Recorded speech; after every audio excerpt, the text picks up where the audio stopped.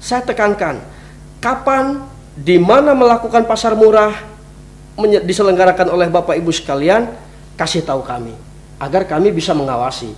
Karena tanpa dikasih tahu, kami juga tidak tahu. Jadi efisiensi meringankan beban masyarakat itu tak ada lain, saya bilang kita harus bisa segera melakukan pasar-pasar murah di pelosok-pelosok yang susah untuk menjangkau. Hal ini adalah kelalaian juga di dinas-dinas terkait, seperti dinas perdagangan, ketahanan pangan, mungkin dinas pertanian juga, dan lain-lain halnya.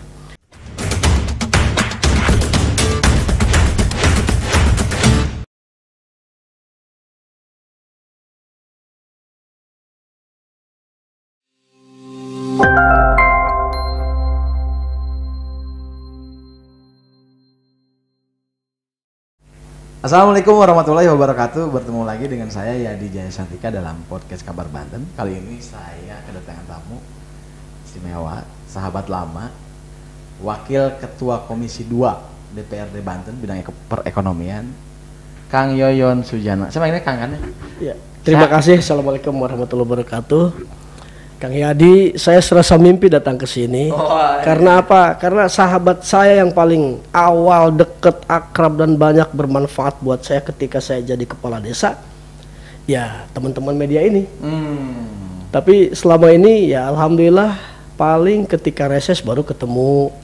Padahal rindu saya begini. Oh gitu ya? Iya. Udah lama kita nggak ngobrol ya. Alhamdulillah. Semoga kerinduan ini membawa keberkahan buat rakyat Banten. Amin. Dan mudah-mudahan yang kita bahas, yang kita ini juga bermanfaat buat masyarakat. Dan Kang Yoyon ini memang merangkak dari bawah ya, tahu dari kepala desa ya Kang ya. Saya bermula dari wakil ketua pemuda, jadi ketua pemuda, kaur pemerintahan desa, PJS kepala desa definitif sampai 16 tahun. Dan selama 16 tahun jadi kepala desa itu saya pernah nyalon Bupati Pandeglang, tapi dari jalur independen. Dan alhamdulillah dari 6 pasang calon saya peringkat ketiga. Pada saat itu ranking pertama pemenangnya Pak Erwan, ranking keduanya Bu Irna, ketiganya saya Yoyon Sujana. Keempat, kelima, keenam disatukan pun suaranya masih banyak saya. Alhamdulillah. Artinya kalau Bu Irna nggak nyalon lagi, Kang Yoyon maju. Kira-kira kalau berdasarkan ranking saya harus menjadi yang ketiga gitu. Dan keduanya udah habis ya. Udah habis. Nah kan, jadi tidak mimpi gitu. Mimpi, ya? Saya untuk nyalon bupati atau untuk jadi bupati Pandeglang itu tidak mimpi, karena ada dasar dan sudah membuktikan ke publik bahwa saya ditetapkan oleh KPU di urutan ranking ketiga. Nah, dan tugas Kang Yoyon sekarang adalah anggota DPRD Banten. Kita tahu sekarang bahwa masyarakat sedang bergejolak terkait dengan minyak goreng. Kang Yoyon, kalau kita lihat di beberapa kesempatan banyak antrian gitu ya. Nah, Pemprov tutup mata sih. Kayak gimana sebagai anggota dewan tuh? Apalagi ini wakil ketua Komisi 2 soal perekonomian. Gimana Kang?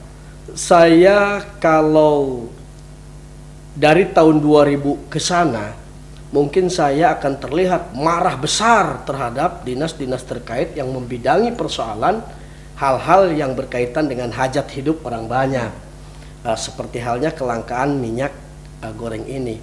Akan tetapi karena memang pasenya sekarang, satu saya sudah tua, kedua saya sudah banyak menyaring terkait dengan segala persoalan, dan disimpulkan bahwa emosional, kemarahan, kebencian dan sebagainya itu bukan faktor yang menguntungkan, tapi merugikan. Akan tetapi kalaupun tidak emosi, tidak marah-marah, saya sering menegur. Bahkan pada kesempatan ini pun di ruangan rapat Komisi 2 DPRD Provinsi Banten sedang dilakukan rapat koordinasi dan evaluasi sekarang. Dan baru selesai tadi dengan Dinas Pertanian dan Ketahanan Pangan. Ini setelah Dinas Pertanian dan Ketahanan Pangan akan berlanjut dengan Dinas Koperasi dan Lingkungan Hidup. Salah satu bahasa soal itu, minyak goreng. Ya. Bukan, membahas semua persoalan.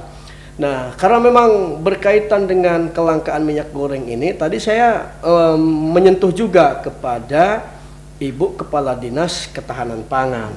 Nah, ternyata Ibu Kepala Dinas Ketahanan Pangan, Kepala Dinas Pertanian, dan Kepala Dinas Perdagangan yang kemarin sudah melakukan rakor, Jadi menyimpulkan memang pertama ini bukan persoalan Banten, tapi persoalan nasional. Dan persoalan nasional ini juga ditentukan oleh fakta harga CPO dunia naik. Ini dunia loh. Jadi mohon kepada warga masyarakat Banten jangan menjustis wakil rakyat atau kepala daerah, baik wakil rakyat tingkat kabupaten dan provinsi maupun kepala daerah, wali kota, bupati atau gubernur. Karena memang ini persoalan-persoalan nasional. Global, internasional juga. Persoalan nasional yang ada korelasinya dengan kepentingan dan keadaan global di seluruh dunia. Jadi inti kata yang saya dapatkan bahwa ini adalah pengaruh dari harga CPO yang begitu tinggi. Nah saya bilang kita kan penghasil minyak terbesar juga di dunia. Kalaupun mungkin konon katanya kita terbesar kedua. Karena apa? Perkebunan sawit di kita ini sangat luas dan mumpuni. Ya maksud saya bagaimana caranya agar pemerintah daerah juga berkolaborasi dengan pemerintah pusat untuk sama-sama bisa menginventarisir bahwa berapa persen hasil minyak Indonesia ini yang dijual ke luar negeri dan berapa persen harus memenuhi kebutuhan rakyat. Jangan sampai faktor keuntungan saja yang mereka lakukan sehingga yang tadinya untuk kepentingan rakyat karena memang pasar dunianya mahal maka dijual secara global ke dunia internasional. Akhirnya rakyat seperti ini. Nah ini, jadi upaya-upaya ini sudah kita lakukan dan alhamdulillah saya sudah melakukan interogasi secara langsung baik kepada kepala Disperindag Provinsi Banten dan Dinas Ketapang juga Pertanian. Ternyata mereka sudah melakukan upaya-upaya untuk bagaimana caranya masyarakat bisa dapat membeli minyak dengan mudah dan tidak begitu mahal. Dan pada kesempatan ini sudah beberapa wilayah yang konon katanya karena kita juga tidak dikasih tahu mereka melakukan pasar murah tuh di mana, tidak dikasih tahu. Sehingga per hari ini saya tekankan kepada dinas-dinas terkait yang bermitra dengan Komisi 2, saya tekankan kapan di mana melakukan pasar murah diselenggarakan oleh Bapak Ibu sekalian, kasih tahu kami agar kami bisa mengawasi. Karena tanpa dikasih tahu, kami juga tidak tahu. Dan kalaupun mereka melaksanakan di lapangan seperti konon katanya di Kota Tangerang pernah, bahkan di Serang ini ada gerainya. Terus di Pandeglang juga katanya pernah di Karangtanjung. Saya katakan kalau pernah di Karangtanjung ini juga salah alamat. Kenapa? Karangtanjung ini sangat mudah untuk dijangkau dan mayoritas masyarakatnya mapan. Yang harusnya daerah sana, Bojong, Picung, Angsana, kesana lah yang mereka begitu. Mepet-mepet gitu susah. Iya. Di samping sulit mendapatkan minyak goreng, dengan ada pun juga harganya mahal, ditambah dengan kos transportasi. Kalau pakai ojek mungkin tidak cukup 1 liter bensin, apalagi kalau pakai mobil. Nah, jadi efisiensi meringankan beban masyarakat itu tak ada lain saya bilang kita harus bisa segera melakukan pasar-pasar murah di pelosok-pelosok yang susah untuk menjangkau. Dan saya tidak mau tahu, saya bilang sebelum puasa dan sebelum lebaran saya ingin mendapatkan laporan secara real kabupaten Serang di mana, kota Serang di mana, Cilegon di mana, Tangerang Raya juga di mana, Pandeglang Lebak juga di mana. Karena kita akan melakukan pengawasan langsung dan kita menjadi wakil rakyat ini memang untuk melayani rakyat. Jangan sampai kita di justice, yaitu tadi include-nya Pemprov Banten terkesan diam, padahal faktanya memang sudah bergerak. Kalau sama kalian itu semangat dan menggebu-gebu. Makin menarik. Kita akan lanjutkan setelah jeda berikut.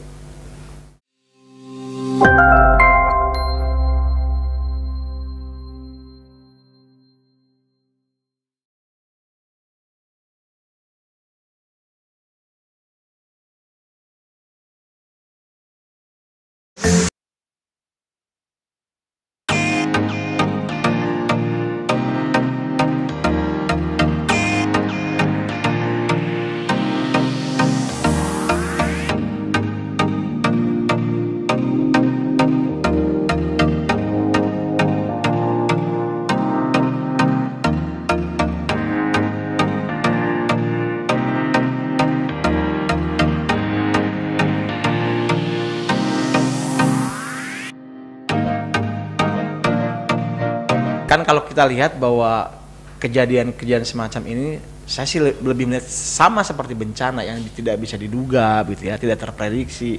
Sama hal dengan minyak goreng, kalau dikaitkan dengan konflik internasional lah kata gitu ya, berpengaruh terhadap kenaikan CPO dan lain sebagainya, ini kan di luar prediksi. Nah maka saya melihatnya ini sebagai sebuah bencana ekonomi buat masyarakat, sama bencana sebetulnya, hanya bukan bentuk bencana hidroteknologi gitu ya, bencana ekonomi. Nah kalau melihat itu, saya melihat bahwa pemerintah daerah terkesan sulit melakukan upaya yang mendadak begitu ya. Kalau ada bencana kan bisa ngeluarin anggaran BTT dan sebagainya. Nah ketika ini saya melihat bahwa nothing tulus pemerintah daerah. Nah Dewan seperti apa melihat program jangka pendek, panjang, dan dadakan mungkin? Nah gimana tuh Kang? Kalau saya berpendapat bahwa kesalahan ini bukan terdapat di kepala daerah, apakah wali kota, bupati, atau gubernur, tapi hal ini adalah kelalaian juga di dinas-dinas terkait, seperti dinas perdagangan, ketahanan pangan, mungkin dinas pertanian juga, dan lain-lain halnya. Kenapa saya katakan demikian? Ya, ketika kita berbicara dinas perdagangan tuh sebetulnya harus jeli terkait dengan harga yang ada di pasar. Nah, apakah harga ini melambung melebihi ketentuan? Trennya naik gitu ya? Faktornya juga bagaimana cara mengatasi untuk ya hal-hal yang seperti terjadi penimbunan dan sebagainya. Artinya dinas perdagangan harus juga berkoordinasi dengan pihak yudikatif. Pihak yudikatif.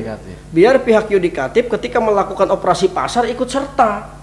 Jadi pihak yudikatif ini jangan tahu katanya hanya saat ada pelaporan saja, tapi ketika diajak bersama-sama oleh eksekutif, pemerintah daerah atau kepala daerah melakukan upaya dengan terlebih dahulu koordinasi sesama tiga lembaga besar ini, eksekutif, yudikatif, dan legislatif gitu kan.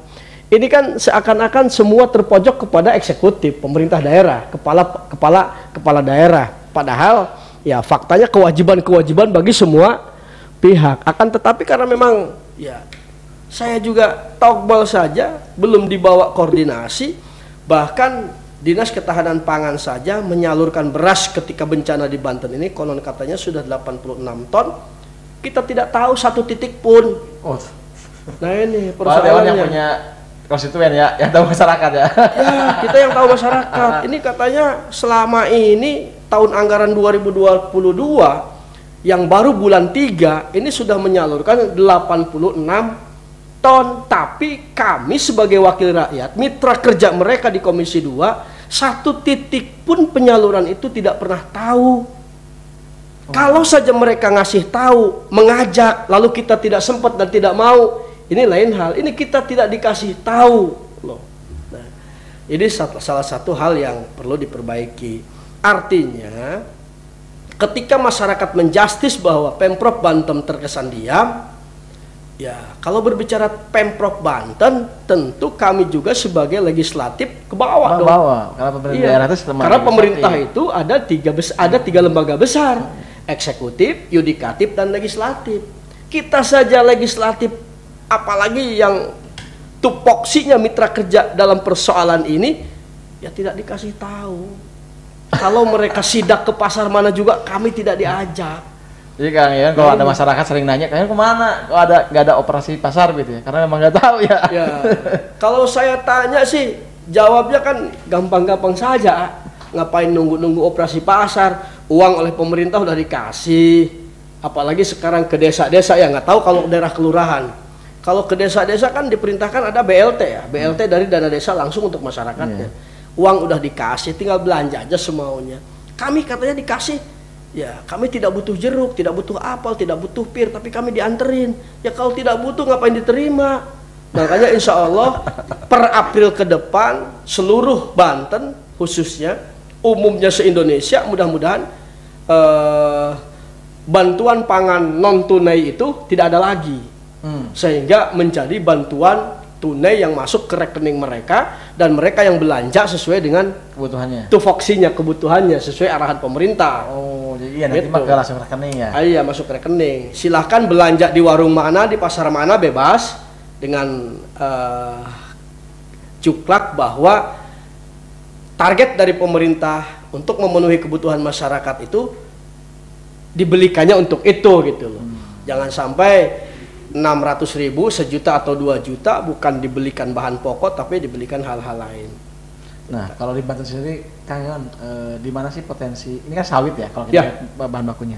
Di Banten adakah pertanian atau kelompok petani sawit? Ada di Kabupaten Lebak, Kabupaten Pandeglang, kebun sawit tuh cukup luas. Nah, potensinya dan perhatian pemerintah daerah sendiri gimana?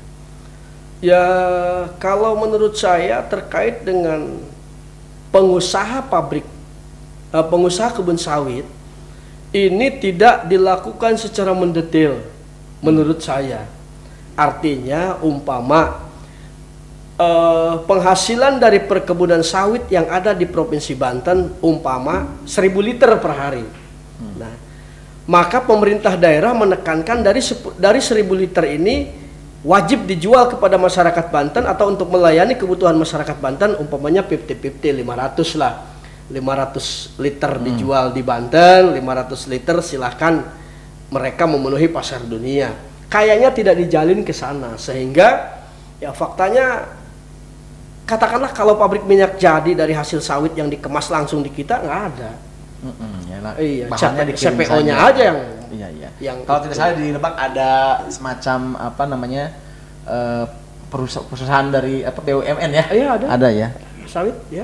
Oke, kita akan jeda lagi. Kalau makin menarik, kita akan tanya soal bagaimana situasi di bawah dan peluang pemerintah daerah dalam hal ini Pemprov Banten terkait dengan menyikapi kelangkaan minyak goreng ini.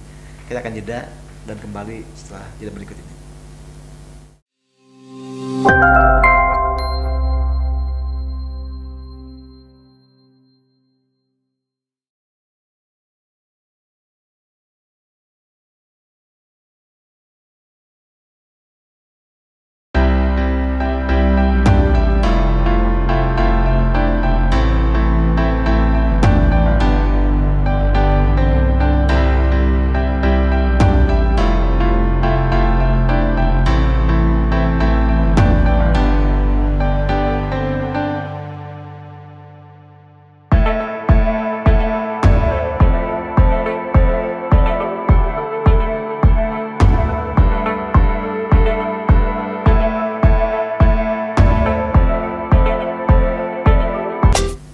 Saya melihat fenomena di bawah terkait dengan masyarakat yang kadang harus mondar mandir gitu ya, kesana kemari. Percuma punya ayam, punya ikan, minyak gorengnya nggak ada. Tapi kemudian ini peredaran menjadi terbatas.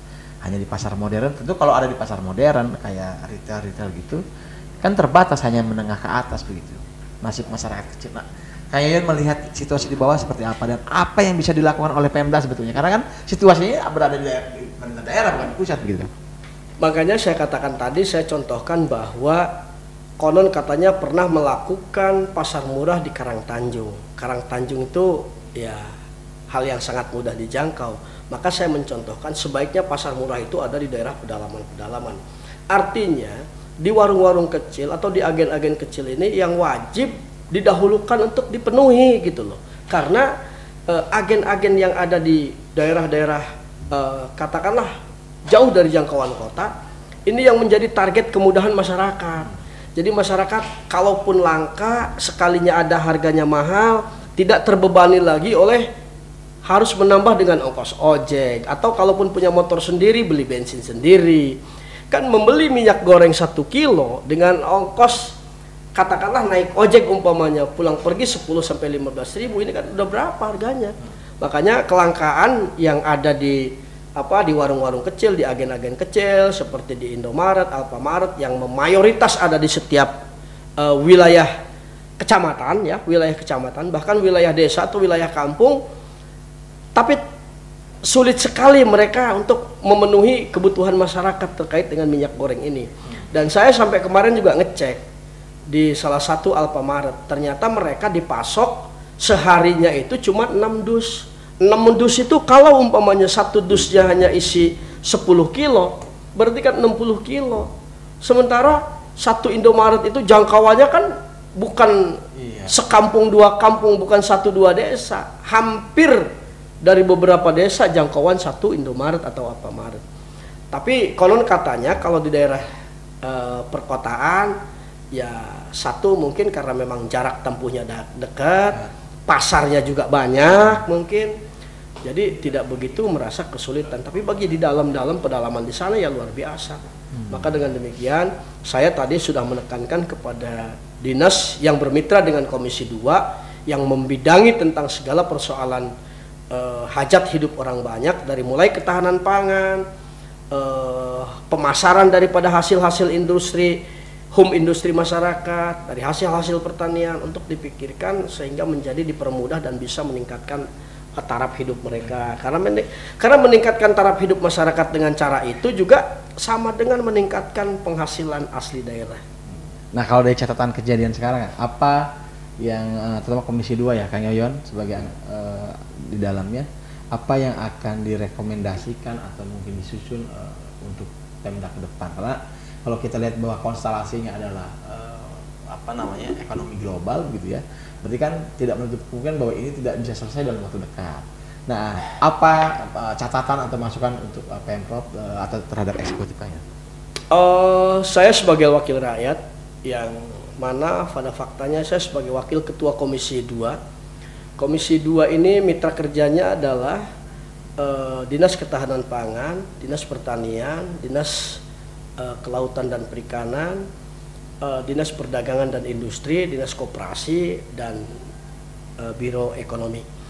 Jadi ini sangat bersentuhan sekali dengan masyarakat. Karena itu saya kemarin pada saat rakor, sebelum rakor satu persatu, terlebih dahulu ada rakor semua pimpinan atau teras-teras mitra kerja kita kumpulkan.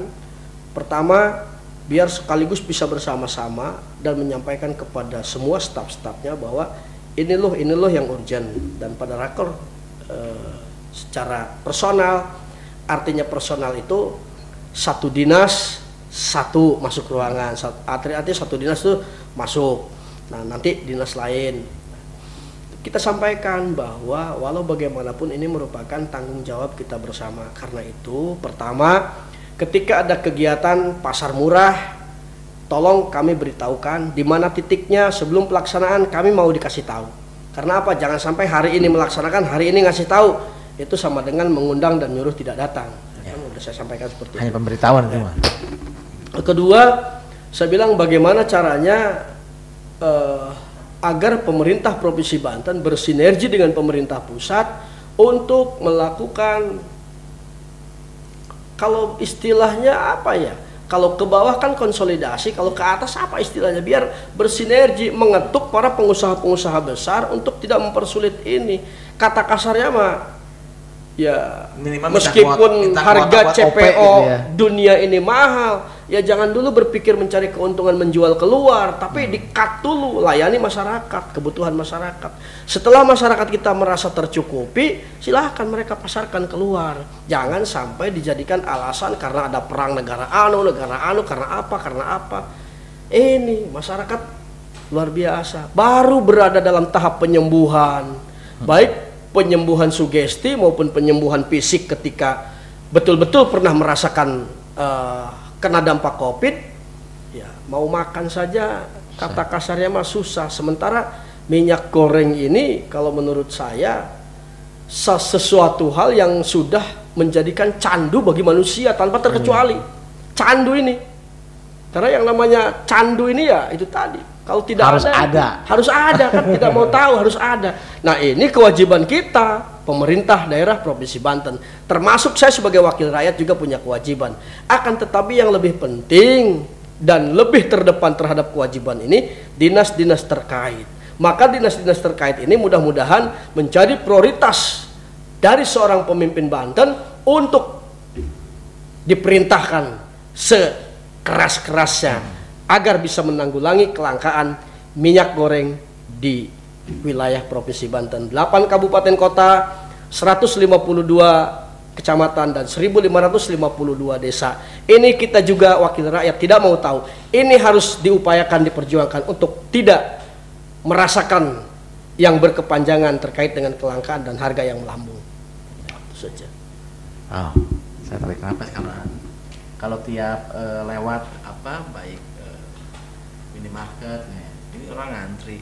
Bahkan sekarang kalau perdebatan di rumah bukan perdebatan yang lain kan, perdebatan sama minyak goreng ini gimana? Yang aneh, ada minyak goreng. Yang aneh lagi, Ayadi, yang aneh lagi tuh kalau ke daerah selatan. Nah, umpamanya ini Indomaret ada di wilayah Kecamatan Pagelaran, umpama nih. Tapi posisinya deket loh, jangkauannya ke Cikedal. Ini orang Cikedal nggak bisa beli di situ. Oh, anehnya begitu. Ibu boleh pesan di Indomaret atau di Alfamaret yang ada di wilayah ibu dari kecamatan ini. Indomaret sana bu, bukan sini. Itu yang di sebelahnya nggak bisa malah. Ya di sekitarnya malah nggak bisa. Ya nggak bisa. Umpamanya nih di meja depan sana, dari sini kecamatan A, sana kecamatan B. Ini ada di sini, dari sana ke sini kan dekat. Nggak bisa. Ada seperti itu. Makanya ya saya pikir kayak penjualan pupuk subsidi yang peruntukannya untuk di toko tani ini nggak bisa dijual ke toko tani sana. Nah, ini terjadi seperti itu. Ini fakta kita lihat. Kita kotak-kotak distribusinya nah, ya. Itu padahal kan ini pasar bebas. Harusnya nggak ada istilah seperti itu. Makanya ini bahaya nih kalau begini caranya Indomaret dan Alfamaret. Ada rencana sidak mungkin? Ya kalau memang eksekutif tidak secepatnya memberikan jawaban yang signifikan, juga jeritan masyarakat masih menggaung tinggi, maka kami akan lakukan sidak dan kami akan mengajak semua elemen, media massa, yudikatif, turun, dan termasuk eksekutif sendiri akan kita ajak. Tapi yang mengomandoinya adalah legislatif, Komisi 2 tentunya. Kalau memang ini berkepanjangan, tapi mudah-mudahan dengan rakor hari ini di Komisi 2 dengan dinas terkait yang termasuk membidangi kelangkaan minyak goreng ini, mudah-mudahan mereka begitu giat dan siap untuk melakukan terobosan-terobosan mengatasi kesulitan masyarakat dalam persoalan kesulitan minyak goreng. Kita berharap anggota dewan yang keras begini nih, artinya kalau ketika bicara rakyat tidak ada pilihannya selain mengamankan kepentingan rakyat. Kayaknya terima kasih banyak. Siap, terima kasih. Assalamualaikum warahmatullahi wabarakatuh. Waalaikumsalam. Ini perbincangan yang menarik karena Kayawan dari dulu memang orangnya bersemangat, apalagi kalau sudah bicara rakyat. Makanya saya nggak heran kalau beliau di Komisi 2 gitu ya. Kita bicara fakta, ini lagi rakor. Saya diundang ke sini. Kebetulan semuanya tertumpahkan gitu ya. Baik Kang Yon, terima kasih banyak. Sehat terus, semangat terus. Mudah-mudahan kita ketemu lagi, bisa ngobrol lagi. Boleh. Gitu. Boleh ngobrol di luar jalur ini juga boleh. Ya, nanti kita ngobrol di luar jalur ini. Siap. Baiklah pemirsa Kabar Banten TV, demikianlah podcast kita kali ini bersama Wakil Ketua Komisi 2 DPRD Provinsi Banten, Kang Yayan Sujana, Dapil Paneglang, Fraksi Demokrat. Terima kasih banyak. Wassalamualaikum warahmatullahi wabarakatuh. Waalaikumsalam.